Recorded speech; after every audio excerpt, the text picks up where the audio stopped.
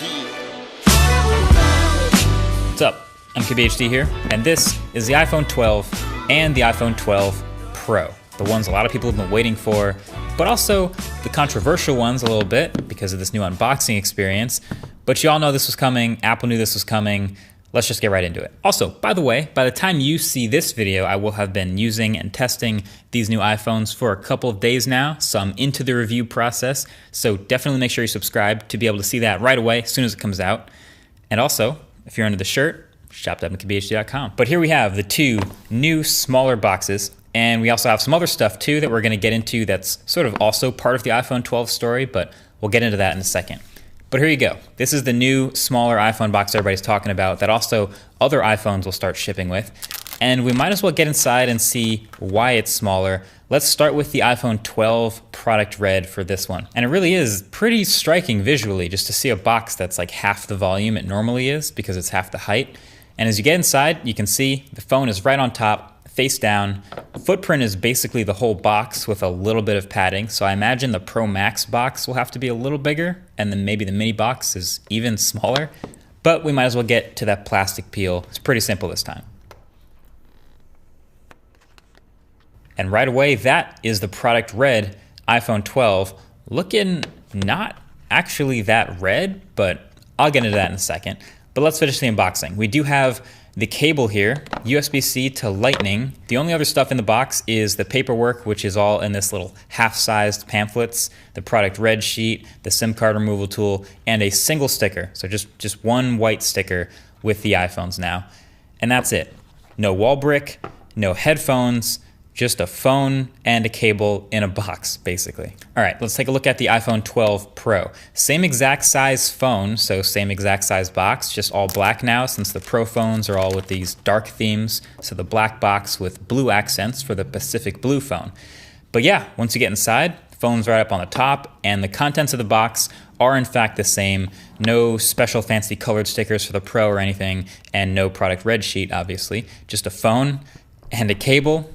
And that's the unboxing for iPhone 12 and iPhone 12 Pro. So the controversy, just to address it right off the bat, is the no charging brick in the box.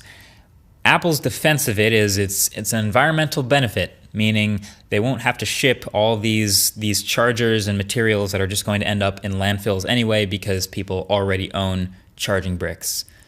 Fair. But the thing is, the wall brick that they're talking about, that they've been shipping with the iPhone since the beginning of time, that everybody has already, is the USB-A wall brick, and they're shipping a USB-C cable with the iPhone 12. The only people that have a USB-C wall brick are people who bought the iPhone 11. So most iPhone 12 buyers that only have the USB-A wall brick will have to also go out and buy a USB-C wall brick, which Apple will conveniently sell you, so you can see how that looks. Either way, this is my first look at the new iPhones in person, actually feeling them in the hand, and I gotta say, I am definitely a fan of the updated like industrial design. They look and feel great to me, really solid, a little heavy actually. The boxy sides are everything I wanted as far as taking inspiration from the iPad Pro or even iPhone 4 or iPhone 5 eras of phones. Antenna lines near the corners, super tight tolerances, a flat screen, pretty minimal camera bump, but not zero. I think they would have looked even better with USB-C at the bottom, but you know, I guess we're never gonna get that. But generally, the square sides make it, I think, more grippable. Like some people may find it a little bit sharp actually at first, and a little less comfortable.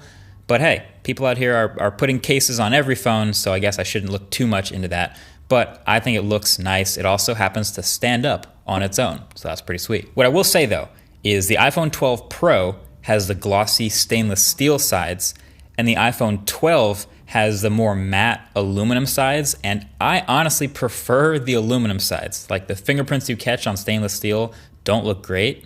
It's the same reason I don't want the stainless steel Apple Watch. I feel like it's just a little bit neater. It's also a little bit lighter. These phones are the exact same size, and I mean exactly the same, like cases that fit one fit the other. But the iPhone 12 Pro weighs 192 grams thanks to stainless steel and an extra camera, and the iPhone 12 weighs 162. Basically, I wish I could make like a hybrid between these two builds, because I also like the satin on the back of the Pro phones instead of this glossy back. And I feel like this isn't really red. Like, Apple's actually notorious for always changing up colors, so you never quite know if one space gray is the same as another space gray. But the same thing also happens with product red, and this is the least red product red I've seen so far. From every angle, it looks much more peach, like red, orange, or coral. But yeah, now you know. A lot of people were wondering what the extra cutout is on the right side of that phone underneath the power button, since all the other buttons are on the other side. And that is just a cutout for the 5G antennas, because yes, all of these new iPhones have 5G, and that'll of course be examined in the full review.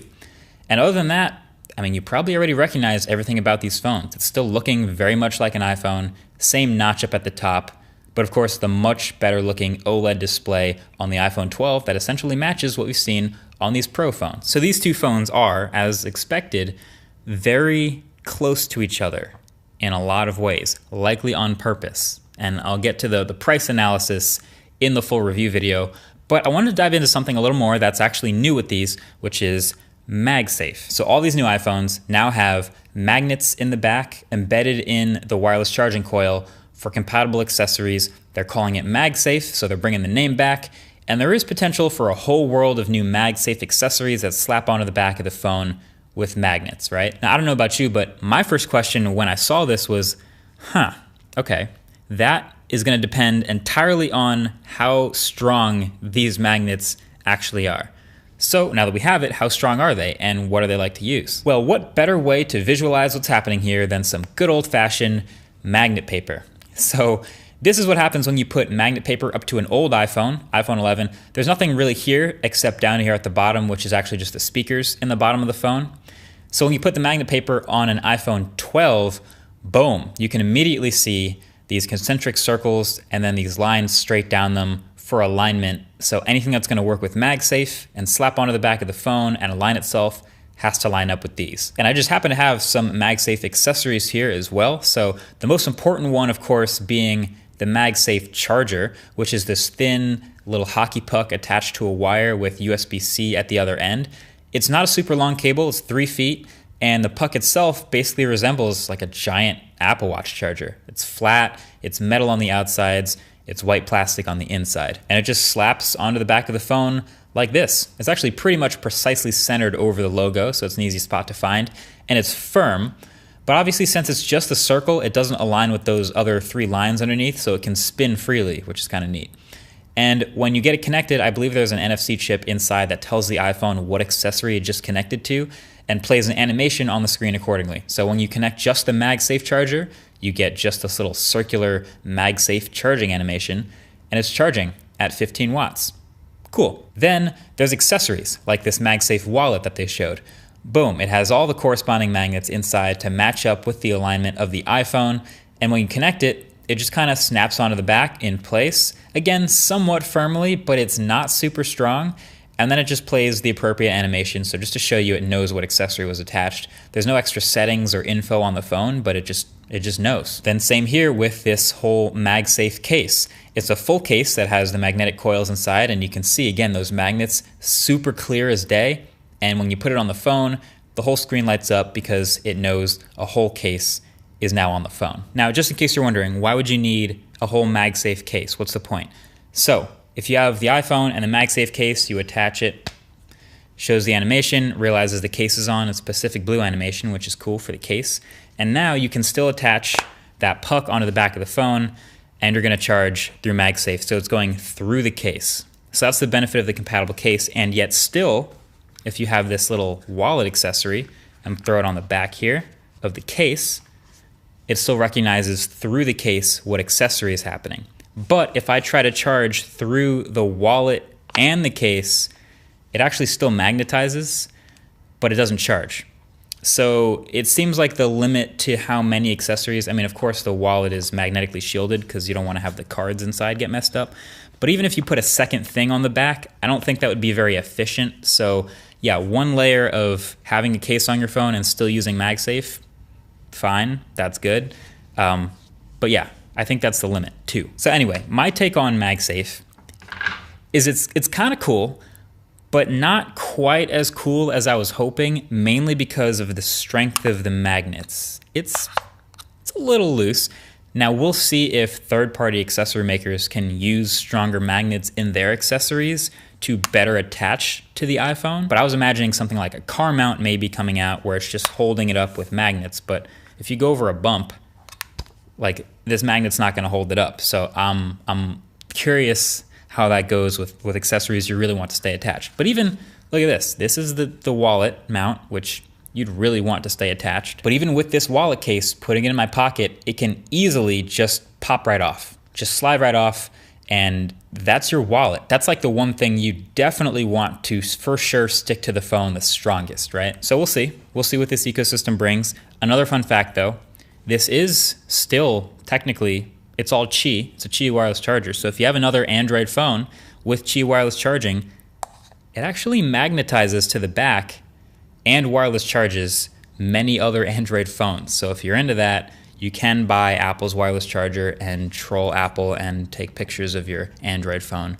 wireless charging with MagSafe. Every phone's had MagSafe, guys. But anyway, that's it. That's the first impressions and hands-on. Like I said, I've been using these phones now for a couple days, so the review is in the works. But let me know what you guys would want to see in that video. And of course, there's a bunch more coming up because it's Techtober. That's just what's going on right now. So that's been it. Thanks for watching. Catch you guys in the next one.